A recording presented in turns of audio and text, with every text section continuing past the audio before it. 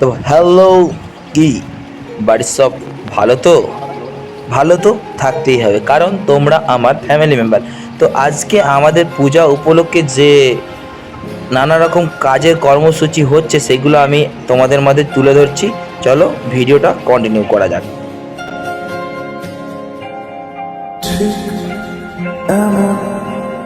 এভাবে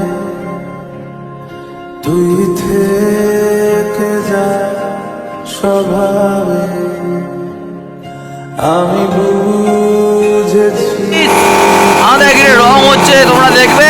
তারাও দেখাচ্ছি। হ্যালো গাইস, কালী পদরা দেখো, কালী পদরা রং হচ্ছে গাইস। দেখো শীতলা মায়ের সিংহাসনের রং হচ্ছে আমাদের, বুঝতে পারছো? সব কত সুন্দর লাগছে। ওয়াও, রাস্তা দিয়ে কেটে যাচ্ছে, আম ঘুরাচ্ছে, দেখো কত আম পড়ছে। ও কত ঝড় হচ্ছে, বৃষ্টি হচ্ছে। দিস ইজ আম খাওয়ার লোক।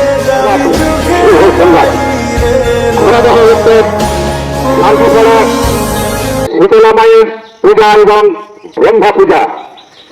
এই পূজা উপলক্ষে আগামী 5ই জ্যৈষ্ঠ রবিবার মন্দিরে জলঢালা।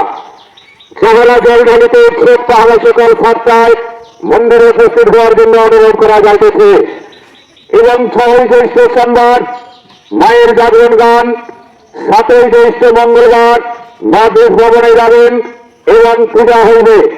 স্থান ঘোরা উত্তর শান্তিপাড়া ব্রহ্মা মন্দির।